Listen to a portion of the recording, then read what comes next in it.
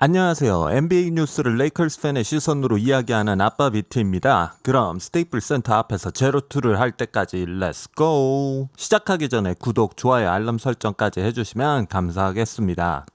그리고 인스타그램 레이컬데이도 많이 팔로우 해주세요. 어제 드디어 란도가 바이아웃으로 멤피스 그리즐리스와 작별을 했습니다. 또 샴 기자는 란도는 미국 시간 월요일날 레이컬스와 계약하는 게 제일 유력해 보인다고 전했습니다. 란도가 아직 계약은 하지 않았지만 거의 다시 한 번 더 레이컬스 유니폼을 입을 걸로 보입니다. 더들리 선수가 나가면서 많은 팬들이 더들리의 빈자리를 아쉬워했습니다. 하지만 란도가 월요일날 오게 되면 더들리 선수의 빈자리를 충분히 채워줄 수 있을 걸로 보입니다. 란도가 레이컬스로 오게 된 건 많은 분들이 좋아하는 뉴스지만 또 많은 분들이 걱정하는 선수이기도 합니다. 지난 시즌 클리퍼스에서 보여준 란도의 모습은 레이컬스에서 보여준 모습과는 완전히 틀려 보였으니까요. 3점 슛과 수비는 언제나 란도의 약점이었고 거기다 클리퍼스에서 카와이에게 화내던 모습은 란도 선수를 잘 모르시는 분들이라면 충분히 걱정할 수 있는 부분이라고 생각합니다. 거기다 나이도 35이나 되니 더 걱정되는 부분일 거예요. 그럼 이렇게 약점이 많은 란도 선수를 넌 왜 란도가 오는 게 좋냐라고 물으시면 제일 먼저 말하고 싶은 건 그의 BQ입니다. 맞아요. 란도는 컨트롤하기 너무 어려운 선수이고 개인 행동도 너무 많이 하는 선수고 위아래 없이 보이는 행동을 아주 많이 하는 선수입니다. 하지만 이 모든 게 다 그의 BQ에서 나오는 행동이라고 생각합니다. 그는 자기 팀메이트가 잘못된 플레이를 하면 정말 이해하지 못하고 화를 내는 타입이에요. 자기가 생각할 때는 당연히 이런 식으로 해야 되는데 거기서 잘못된 선택을 하는 선수들이 답답한 거겠지요. 그래서 란도가 레이컬스에 있었을 때 제임스랑 너무 잘 어울렸던 건 제임스도 란도랑 항상 같은 플레이를 생각하고 플레이를 했기 때문에 말을 안 해도 서로 이미 같은 생각을 하고 있었다고 했죠. 그럼 그는 이미 르브론과 에이드를 인정하기 때문에 이들과 뛸 때는 큰 문제 없이 뛸 수 있는 이유라고 생각합니다. 하지만 여러분, 란도가 레이컬스에서 아무 문제 없이 뛸 수 있는 이유는 하나 더 있어요. 여러분은 란도가 성격이 나쁘다는 걸 어떻게 알았나요? 보통은 우리가 보는 건 경기 내용이고 또 뉴스를 듣고 알게 됩니다. 지난 시즌 란도는 클리퍼스에서 카와이에게 화를 내는 란도의 모습이 온 사방팔방 퍼지면서 팀 캡틴에게도 대드는 그런 갑질 선수로 보여졌었죠. 하지만 선수들이 시합에서 갑자기 서로에 대한 믿음이 깨져서 그렇게 화를 내는 걸까요? 코비 이야기 중 유명한 이야기가 하나 있는데요. 왜 너는 팀메이트들에게 패스를 안 하냐는 질문에 코비는 대답을 합니다. 난 매일 내 모든 걸 걸고 최선을 다해서 연습을 한다. 시합에 나가서 최고의 모습을 보여주기 위해서지. 매일 쉬지 않고 난 매일 노력한다. 그런데 노력도 안 하고 연습도 열심히 안 하고 모든 시합을 중요하게 생각하지 않는 사람들에게 어떻게 패스를 할 수 있나? 난 그들을 믿을 수 없다. 그래서 패스할 수 없다. 라고 대답을 했었습니다. 많은 사람이 볼 때 코비는 그냥 패스 안 하고 자기 자신만을 아는 선수였습니다. 하지만 이 말에서 왜 코비가 팀메이트들에게 패스를 안 했는지 너무나 잘 알 수 있고 어느 정도 이해도 할 수 있지 않나 생각합니다. 레이컬스 팬들은 더 가까운 곳에서 코비를 봐왔기 때문에 얼마나 그가 노력하고 얼마나 그가 최선을 다하고 레이컬스의 모든 걸 바쳤는지 너무나 잘 알기에 아직까지도 많은 사람들이 코비를 레이컬스 넘버 원이라고 생각을 하는 겁니다. 코비가 살아있었을 때 보스턴과 원정 시합이 있을 때면 란도와 만나서 저녁 식사를 자주 할 정도로 둘은 친했다고 합니다. 비슷한 가치관을 가지고 있던 란도와 코비 둘은 친한 사이였다라고 합니다. 코비와 같은 가치관을 가지고 있던 란도가 카와이와 조지에게 온갖 편의를 제공하는 클리퍼스가 마음에 들었을까요? 아무리 슈퍼스타라지만 연습도 제대로 오지 않고 연습에 항상 늦는 카와이가 마음에 들었을까요? 또 란도에게 있어서 클리퍼스와 레이컬스의 큰 차이점 중 하나는 감독에 있었습니다. 클리퍼스의 타이로 감독과 레이컬스의 보겔 감독은 너무나도 다른 감독입니다. 전 개인적으로 타이로 감독을 그렇게 좋아하지는 않습니다. 많은 사람들이 타이로 감독이 현재 최고의 감독이라고 하는데 전 그저 그런 코치라고 생각합니다. 그 이야기는 나중에 하고요. 우선 타일루 감독은 엄청 올드스쿨 감독입니다. 클리블랜드 감독이었을 때 타일루는 작전 타임 때 르브론에게 욕설을 퍼부으면서 화를 낸 걸로 아주 유명합니다. 최고의 슈퍼스타도 그의 앞에서는 아무것도 아니다 라면서 미디어는 그를 칭찬하기 바빴죠. 그리고 그해 그들은 아무것도 이루지 못했고 다음해 르브론은 클리블랜드를 떠나고 타일루 감독은 르브론 없이 시즌을 맞이해 시즌 시작 6연패를 하고 해고당합니다. 올드스쿨 감독의 고집불통이라는 게 제가 생각하는 타일루 감독입니다. 하여간에 그런 타일루 감독 밑에서 란도는 잘 적응하지 못했을 거고 자신이 생각하는 농구가 아니라고 생각했으면 아마 시합 전에도 내가 왜 여기 와 있나라는 생각을 하지 않았을까요? 그에 반면 란도는 보겔 감독을 아주 많이 좋아합니다. 보겔 감독은 우리가 아는 전형적인 감독이 아닌 뉴스쿨 스타일의 감독입니다. 모두의 의견을 듣고 주인의식을 선수들에게 강요하는 감독이죠. 마이애미와의 챔피언전에서 란도의 이야기를 듣고 란도의 수비 전략을 들고 나와서 경기에서 레이커스가 수비 부분에서 좋은 모습을 보여준 적도 있으니까요. 그만큼 보겔 감독은 팀을 위해서라면 모두의 이야기를 들어주는 타입입니다. 그렇기 때문에 란도는 보겔 감독에 대한 믿음이 있다고 저는 개인적으로 생각합니다. 이런 마인드로 팀으로 오는데 란도가 다른 팀에서처럼 반항한 이미지를 보여줄까요? 레이커스와 있었을 때 그는 한 명의 훌륭한 보컬 리더와 멘토의 모습을 보여줬다고 생각합니다. 그런 그에게 레이커스로 다시 돌아와 이 선수들과 같이 우승을 향해 간다는 것 자체가 란도에게도 새로운 도전이지 않을까요? 그리고 선수로서 란도 선수가 자기가 잘하는 부분들은 이미 잘할 거라고 생각됩니다. 그런데 영상을 보면서 참 재미있는 사실을 알았습니다. 우리가 걱정하는 란도의 세 가지 약점, 성격, 수비, 그리고 3점 슛이잖아요. 그런데 란도 선수가 지난 시즌 3점 슛을 40%를 기록했습니다. 40%. 아틀란타에서는 37%를 기록했고 후반부의 클리퍼스에서는 무려 43%를 기록했습니다. 플레이오프에서는 39%를 기록할 정도로 아주 좋은 모습을 보여줬습니다. 물론 지난 한 시즌을 보고 갑자기 란도가 JJ 레딕이 된 거라고 말하는 건 아닙니다. 하지만 란도 선수도 점점 3점 슛이 좋아지고 있는 거라고 생각하기에 분명 란도 선수는 레이커스와 코트 안과 밖에서 멋진 모습을 보여줄 거라고 생각합니다. 여러분은 란도가 레이커스에 합류할 거라고 생각하시나요? 란도가 레이커스에게 도움이 되는 선수라고 생각하시나요? 오늘 영상도 재미있으셨다면 구독, 좋아요, 알람 설정까지 부탁드리고요. 스테이플 센터 앞에서 제로2를 할 때까지